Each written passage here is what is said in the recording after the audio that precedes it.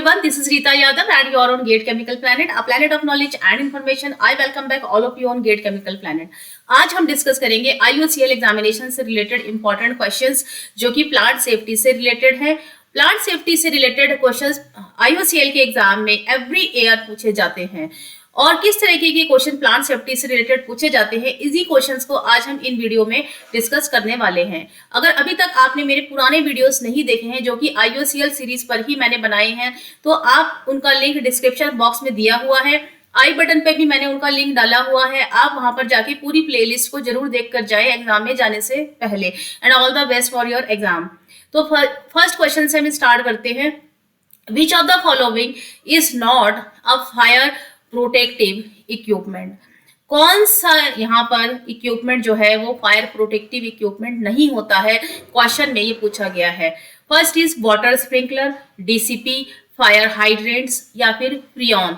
चार ऑप्शन दिए गए हैं। तो यहाँ पर मैं आपको बता देती हूँ कि फायर प्रोटेक्टिव इक्विपमेंट्स जो होते हैं वो आपके कौन कौन से होते हैं।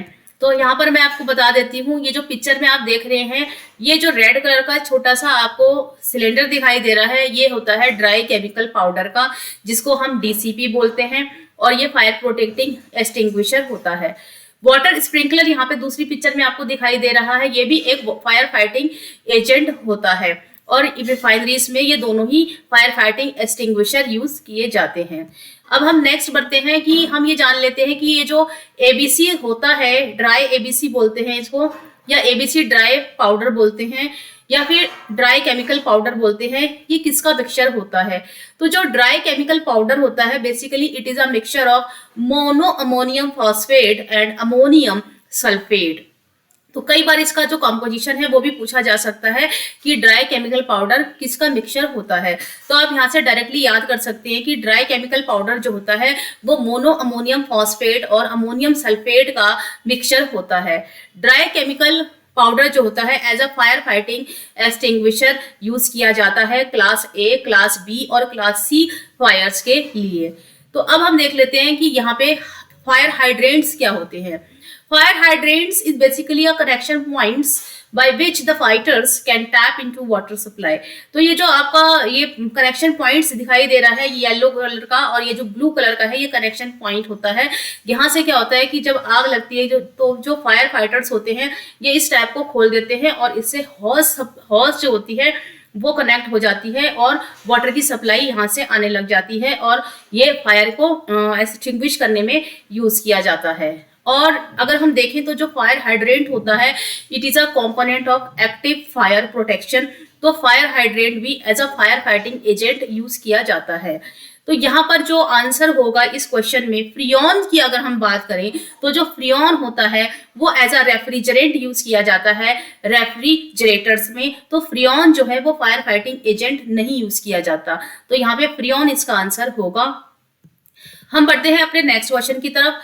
Why emergency exit symbols are used? Emergency exit symbols जो होते हैं वो यूज क्यों किया जाते हैं? The identification and location of an emergency exit, the identification and location of a route to an emergency exit। तो यहाँ पर मैं इसका क्वेश्चन का आंसर देने से पहले आपको एक पिक्चर दिखाना चाहूंगी।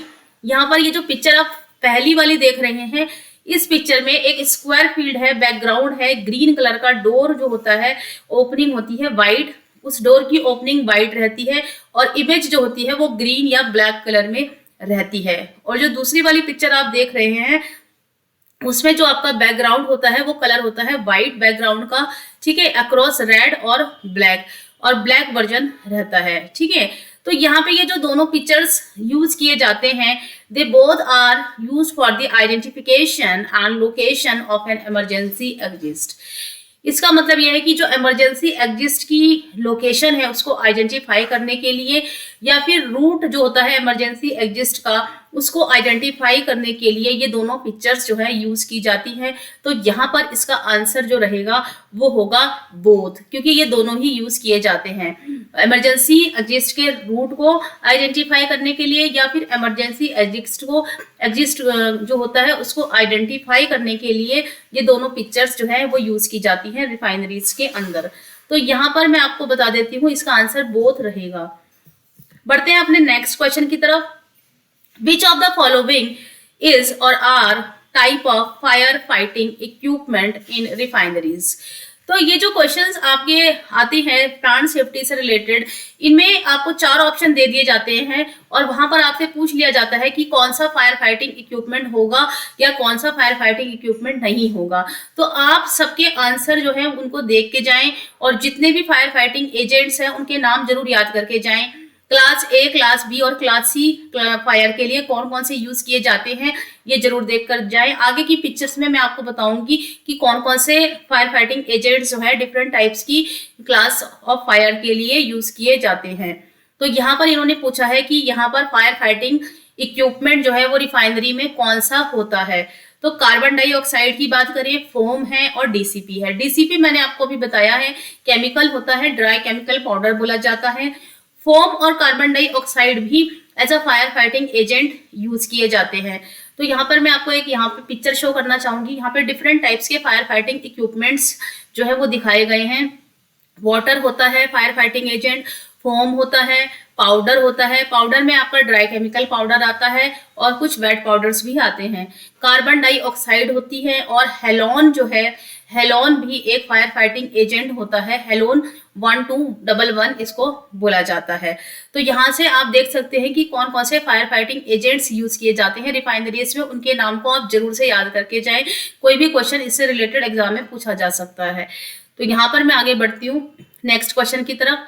विच of the following is or are use to communicate fire in refineries. यानी कि अगर रिफाइनरीज में फायर लगने की चांसेस होते हैं तो उस फायर लगने के चांसेस को जो एम्प्लॉय है उनके बीच में कम्युनिकेट कैसे किया जाता है, कैसे बताया जाता है कि कुछ चांसेस यहाँ पर फायर हैजार्ड के हैं, होने की पॉसिबिलिटीज के हैं। तो इसके जो कम्युनिकेशन के मोड हैं वो आपको बताए गए हैं, walkie talkie, siren, manual call points और यहाँ पे टेलीफोन भी रहता है जो कि ऑप्शन में नहीं है। लेकिन टेलीफोन भी अगर होता है तो टेलीफोन के थ्रू भी इसका कम्युनिकेशन रिफाइनरीज में किया जाता है। तो walkie talkie, siren, manual call points जिसे कि एमसीपी बोलते हैं, ये सारे ही साधन जो होते हैं ये कम्युनिकेशन के साधन होते हैं रिफाइनरीज में, जिनसे कि फायर का कम्युनिकेशन किया जाता है। तो यहाँ पे मैं आप लोगों को बता देती हूँ all are used, all are used इसका करेक्ट आंसर होगा। बढ़ते हैं अपने नेक्स्ट क्वेश्चन की तरफ। What is the full form of TPM, total productive maintenance. ये जो टीपीएम होता है ये टोटल प्रोडक्टिव मेंटेनेंस कहलाता है। तो यहाँ पर जो अदर ऑप्शन है उनको हम देख लेते हैं कौन कौन से ऑप्शन दिए गए हैं। Total production manager, total productive maintenance, total plant maintenance. तो यहाँ पर जो टीपीएम होता है उसके 8 पिलर्स होते हैं और उसको कहते हैं टोटल प्रोडक्टिव मेंटेनेंस के 8 पिलर्स। वो कौन कौन से 8 पिलर्स होते हैं वो मैं आपको बता देती हूँ। जो 8 पिलर्स होते हैं वो होते हैं focused improvement maintenance, autonomous maintenance, plant maintenance, quality maintenance, early equipment maintenance, education and training maintenance, health safety and environment maintenance and PM in office functions. तो ये सारे ही 8 पिलर्स जो है बहुत ही इंपॉर्टेंट होते हैं। टोटल प्रोडक्टिव मेंटेनेंस के ये 8 पिलर्स कहलाते हैं। ठीक है, ये आप जरूर से देख कर जाए, इनके ऊपर क्वेश्चन आने की पॉसिबिलिटीज 100% रहती है। तो यहाँ पर मैं बढ़ती हूँ नेक्स्ट क्वेश्चन की तरफ। Which country first started the total productive maintenance concept in petroleum refinery. TPM का कंसेप्ट पेट्रोलियम रिफाइनरीज में सबसे पहले कौन सी कंट्री ने लॉन्च किया था, ये क्वेश्चन पूछा गया है। यूएसए, जापान, इंडिया या पाकिस्तान। तो यहाँ पर इसका आंसर मैं आपको बता देती हूँ। आप लोग अपने आंसर कमेंट बॉक्स में कमेंट करके जरूर बताइए, जिससे आप लोगों को सीखने को मिले। आपका एग्जाम है, आपके एक मॉक इंटरव्यू जो है, सॉरी जो मॉक टेस्ट है आपका, वो यहाँ पे प्रिपेयर हो सकता है अगर आप अच्छे से तैयारी करेंगे। तो आप मेरे साथ क्वेश्चन का आंसर देने की पूरी कोशिश करें और कमेंट बॉक्स में अपना आंसर जो है वो कमेंट जरूर करें। तो इसका आंसर होगा जापान। जापान ने पहली बार टीपीएम कंसेप्ट को इंडस्ट्री में लॉन्च किया था और बहुत ही ज़्यादा उससे जो है एफिशिएंटली वर्क किया है इंडस्ट्री में। तो इसी कंसेप्ट के बेसिस पे ही जापान ने इतना ज़्यादा जो है अपना इंडस्ट्री में इतना ज़्यादा एफिशिएंटली वर्क किया है और ग्रोथ की है। तो बढ़ते हैं अपने नेक्स्ट क्वेश्चन की तरफ। What is DCP stand for. DCP stand किस वर्ड के लिए करता है, इसका मतलब ये है कि डीसीपी का फुल फॉर्म क्या होता है। डीसीपी का जो फुल फॉर्म है वो मैंने आप लोगों को बताया है। हम आगे के क्वेश्चंस देख लेते हैं, इसमें आगे के ऑप्शंस देख लेते हैं क्या पूछा गया है। Dielectric chemical potential, depreciation chemical potential, dry chemical powder, dilute chemical powder. तो डाइल्यूट केमिकल पाउडर नहीं होता है, ये ड्राई केमिकल पाउडर होता है। तो डीसीपी की फुल फॉर्म होती है ड्राई केमिकल पाउडर। ये रेड कलर का सिलेंडर जो आप देख रहे हैं इसमें डीसीपी होता है, ठीक है। तो यहाँ पर बढ़ते हैं अपने नेक्स्ट क्वेश्चन की तरफ। Which of the following is or are used as personal protective equipment in refineries? Personal protective equipments कौन कौन से यूज किए जाते हैं रिफाइनरीज में? ये सारे किए जाते हैं या इनमें से कोई एक है? तो इनके ऑप्शन देखते हैं। सेफ्टी बेल्ट है, बॉयलर सूट है, सेफ्टी शूज है, यहाँ पे W की जगह E होगा, I am very sorry for writing, and all the above, all of the above. तो यहाँ पे safety shoes, boiler suits, safety belt, ये सारे ही यूज किए जाते हैं as a personal protective equipment in refineries.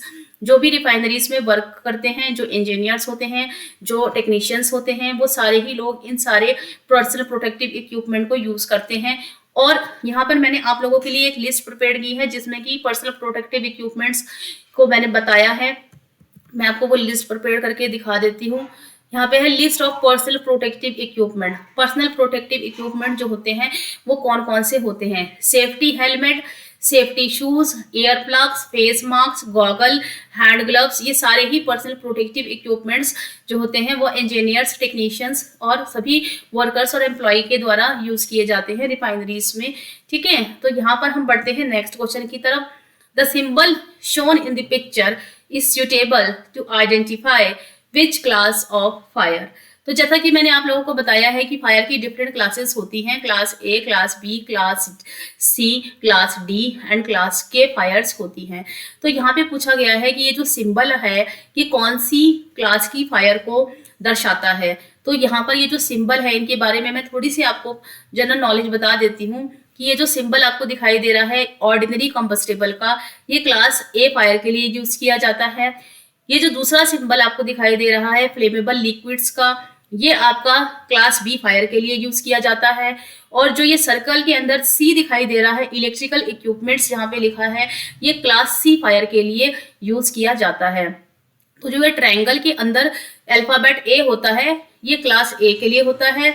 जो स्क्वायर के अंदर अल्फाबेट लिखा है बी लिखा है ये क्लास बी फायर के लिए यूज किया जाता है। और जो सर्कल के अंदर सी लिखा गया है ये क्लास सी फायर के लिए यूज किया जाता है। तो इस तरीके के क्वेश्चंस आने की पूरी पॉसिबिलिटीज पेपर में रहती है, इसलिए आप इन सिंबल को आंसर देख के जाएं। तो इसका आंसर होगा क्लास ए फायर। आप अपने आंसर कमेंट बॉक्स में कमेंट करके जरूर बताइएगा कि आपने आंसर क्या दिया है और आपके कितने आंसर जो है वो करेक्ट हैं। तो नेक्स्ट क्वेश्चन की तरफ बढ़ते हैं। The following given symbol is used for. तो ये जो सिंबल दिखाई दिया है ये पूछ रहे हैं कि ये किसका सिंबल है? फायर स्प्रिंकलर का सिंबल है, डीसीपी को दर्शाता है, या फिर फायर हाइड्रेंट का सिंबल है, या ऑल आर करेक्ट। तो मैंने आपको पहले दिखाया है कि फायर स्प्रिंकलर का पिक्चर कैसा होता है, तो ये फायर स्प्रिंकलर नहीं है। डीसीपी का जो छोटा सा रेड कलर का सिलेंडर होता है तो ये डीसीपी भी नहीं है। तो ये फायर हाइड्रेंट है, क्योंकि ऑल आर करेक्ट नहीं हुआ तो इसका आंसर है फायर हाइड्रेंट। तो आप इस पिक्चर को अच्छे से देख लीजिए, इस पिक्चर को ध्यान से देखिए, ये फायर हाइड्रेंट का पिक्चर होता है। This symbol is used for the identification and location of fire hydrants. The location of fire hydrants, wall hydrants, underground hydrants और other firefighting water supply. तो ये हाइड्रेंट का जो है सिंबल होता है। तो हम बढ़ते हैं नेक्स्ट क्वेश्चन की तरफ। The following given symbol is used for. ये जो आपको सिंबल दिखाई दे रहा है ये किसके लिए यूज किया जाता है? ये सेफ्टी हेलमेट है, गॉगल है, फायर हाइड्रेंट्स हैं, water sprinkler, water control valve है। तो यहाँ पे ये कह रहे हैं कि सेफ्टी हेलमेट का पिक्चर तो ये नहीं होता है, गॉगल का भी नहीं है, फायर हाइड्रेंट का पिक्चर मैंने आपको दिखा दिया है। तो ये जो पिक्चर है ये स्प्रिंकलर कंट्रोल वॉल्व होती है। तो ये जो स्प्रिंकलर कंट्रोल वॉल्व होती है इसका मैं आपको बता देती हूँ। This is used for the identification and location of an automatic sprinkler control valve. The location of control valve for automatic sprinkler system is used on door of rooms containing the control valve. तो ये जो picture दिखाई दे रहा है ये sprinkler control valve होती है, ठीक है। तो यहाँ पर मैं बढ़ती हूँ नेक्स्ट क्वेश्चन की तरफ। नेक्स्ट क्वेश्चन जो है, which equipment is used for storage of LPG in refineries, यानी कि रिफाइनरीज में एलपीजी की स्टोरेज के लिए कौन सा इक्विपमेंट यूज किया जाता है? Mounted bullet, hot air sphere, both are correct, none of these. तो जो रिफाइनरीज में एलपीजी का स्टोरेज किया जाता है वो कौन सी स्टोरेज टैंक में किया जाता है, ये मैं आपको बता देती हूँ। ये जो हॉट एंड स्फीयर्स होते हैं, they are spherical pressure vessels and they are used for the storage of compressed gases, for example propane, butane and LPGs, liquefied petroleum gases. तो अगर एलपीजी का स्टोरेज किया जाता है तो इस तरीके के हॉट एंड स्फीयर्स में एलपीजी को स्टोर किया जाता है इंडस्ट्री में, टू अवॉइड द हैजार्ड्स। और जो दूसरा ऑप्शन है वो भी मैं आपको दिखा देती हूँ। जो ये माउंटेड बुलेट की बात की गई है, जो माउंटेड बुलेट्स होती हैं they are horizontal pressure vessels, और जो माउंटेड बुलेट इंस्टॉलेशन होता है it is more space efficient than the hot and sphere. तो हॉट एंड स्फीयर से ये ज्यादा स्पेस एफिशिएंट होता है क्योंकि इसकी जो शेप होती है वो हॉरिजॉन्टल होती है and they are the horizontal pressure vessels. और माउंटेड बुलेट्स टैंक्स और हॉट एंड स्फीयर दोनों ही एलपीजी को स्टोर करने के लिए यूज की जाती हैं रिफाइनरीज में। तो यहाँ पर जो इसका आंसर होगा वो होगा बोथ आर करेक्ट। आपने यदि अभी तक गेट केमिकल प्लैनेट को सब्सक्राइब नहीं किया है तो गेट केमिकल प्लैनेट को सब्सक्राइब करें, चैनल को शेयर और लाइक करें, वीडियोस को शेयर और लाइक करें और अपने दोस्तों में शेयर करें। तो आगे के क्वेश्चंस जो है आपके वो मैंने सारे ही क्वेश्चंस आप लोगों के साथ डिस्कस कर दिए हैं यहाँ पर।